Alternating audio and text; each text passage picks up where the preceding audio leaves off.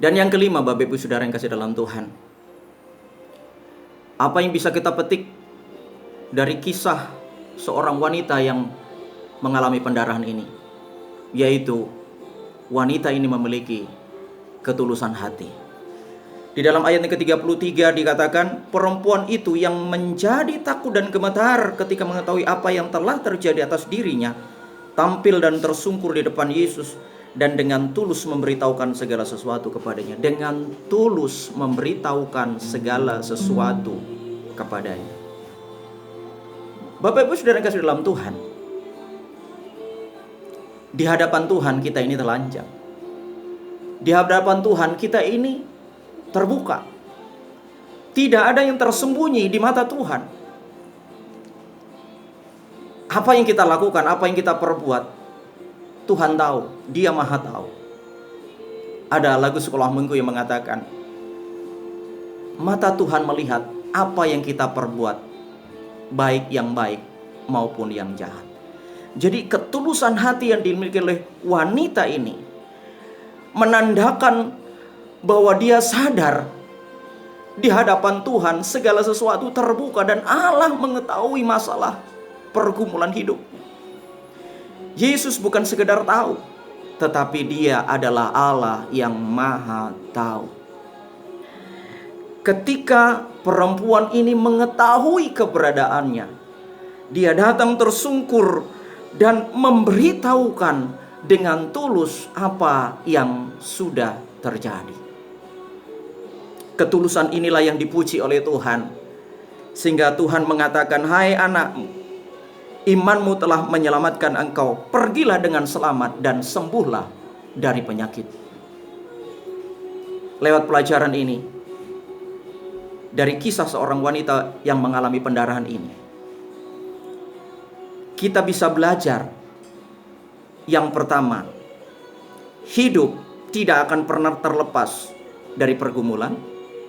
Yang kedua, firman adalah jawaban atas setiap masalah kehidupan. Yang ketiga, imanlah yang memungkinkan apa yang tidak mungkin menjadi mungkin.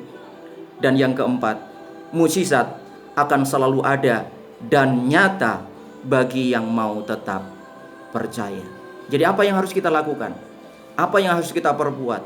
Apa yang bisa kita pelajari? Yang pertama, bahwa hidup tidak akan pernah terlepas dari pergumulan. Yang kedua, firman adalah jawaban atas setiap masalah kehidupan.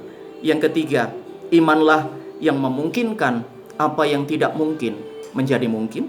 Dan yang terakhir, mukjizat akan selalu ada dan nyata bagi mereka yang mau tetap percaya. Mari kita tundukkan kepala.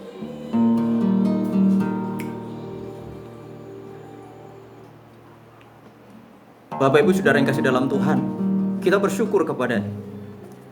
Kalau hari ini Tuhan masih memberikan kesempatan yang baik untuk kita bisa merenungkan firman Tuhan yang menjadi pelajaran penting tentang iman yang hidup.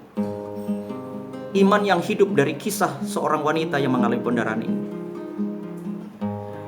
Wanita ini sudah mengalami masalah pendarahan cukup lama, 12 tahun. Dan tidak ada jawaban yang pasti pada apa yang telah dia lakukan. Tetapi ketika wanita ini mendengar berita tentang siapa Yesus itu, dia mendekat, dia percaya dengan sikap rendah hati dan tulus. Dia datang kepada Tuhan, dan Tuhan membuka jalan, memberikan mukjizatnya bagi wanita yang sedang membutuhkannya. Puji Tuhan. Kita bersyukur kepada Tuhan. Kalau hari ini Tuhan masih mengizinkan kita menikmati udara yang segar, kekuatan kesehatan Tuhan limpahkan bagi kita. Itulah yang seharusnya menyadarkan kita untuk selalu menghadirkan Tuhan di dalam kehidupan ini.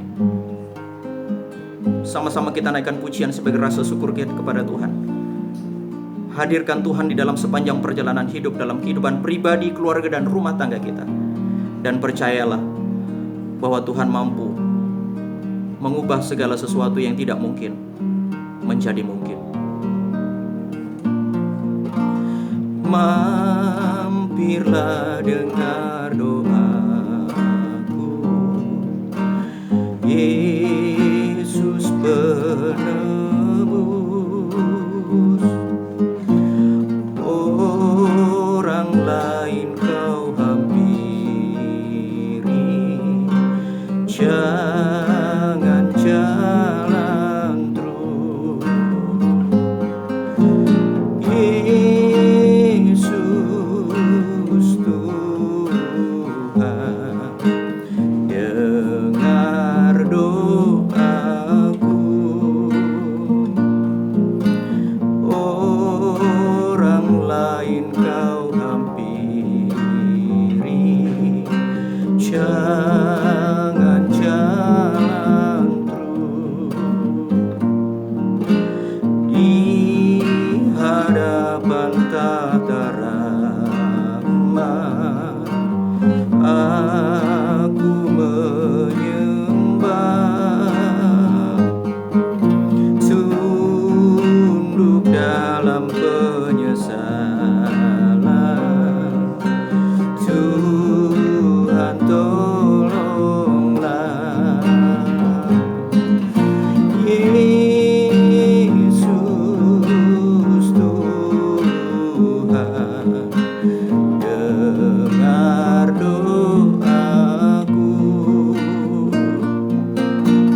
Orang lain kau hampiri, jangan jalan terus. Yesus Tuhan, dengar doaku. Orang lain kau hampiri, jangan jalan terus. Puji Tuhan, mari kita sundurkan hati dan kita berdoa. Kita akan masuk dalam doa syafaat pada pagi hari ini. Kita akan berdoa beberapa pokok doa yang kita bisa doakan pada pagi hari ini. Kita akan berdoa untuk presiden dan wakil presiden bersama dengan keluarga. Kita akan berdoa buat para menteri. Kita juga berdoa buat kepala daerah. Kita juga berdoa para dokter, tenaga medis, perawat, dan relawan. Kita juga berdoa buat umat muslim yang saat ini sedang menjalankan ibadah puasa. Dan kita juga akan terus berdoa untuk umat Tuhan di seluruh Nusantara, bahkan di belahan dunia. Kita akan terus mendoakan mereka. Kita akan terus berdoa untuk keadaan ini. Mari kita satukan hati dan berdoa. Tuhan Yesus, kami berdoa buat Bapak Presiden dan Wakil Presiden agar dapat menjalankan tugas dan amanah yang dipercayakan oleh bangsa dan negara ini dengan baik, dengan adil, dan bijaksana. Tuhan berkati mereka dengan kekuatan kesehatan yang datangnya daripada Tuhan, bersama dengan keluarga besar, agar mereka menjadi pemimpin yang amanah, pemimpin yang diberkati oleh Tuhan.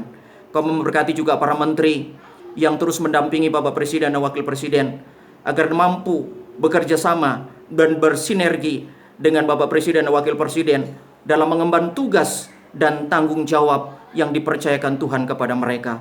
Juga memberikan kesehatan, kekuatan buat mereka semua. Tuhan, kami berdoa buat kepala-kepala daerah yang Tuhan percayakan untuk menjadi kepala daerah di daerah Indonesia ini masing-masing, ya Tuhan. Dari Bapak Gubernur, Wali Kota, Bupati, Lurah, Camat, RT, dan RW. Kami berdoa Tuhan, biarlah mereka juga dimampukan untuk menjalankan tugas yang dipercayakan kepada mereka, menjadi abdi negara dan abdi masyarakat. Tuhan memberkati mereka dengan kekuatan, kesehatan yang datang daripada Tuhan. Kami juga berdoa, tak lupa kami berdoa buat para dokter, tenaga medis, para perawat, dan para relawan yang ada di garda depan.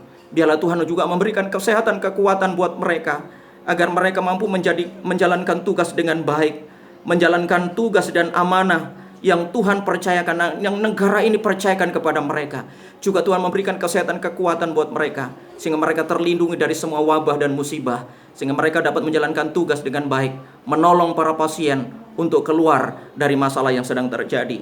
Kami juga berdoa secara khusus buat umat muslim di seluruh Indonesia bahkan dunia yang saat ini sedang menjalankan ibadah puasa. Tuhan berkati mereka dengan kekuatan kesehatan dari Tuhan, sehingga mereka dimampukan untuk menjalankan ibadah puasa mereka dengan benar, sehingga pada akhirnya mereka dapat menyelesaikan ibadah puasa mereka dengan satu sukacita dan berkat dan kemenangan dari Tuhan.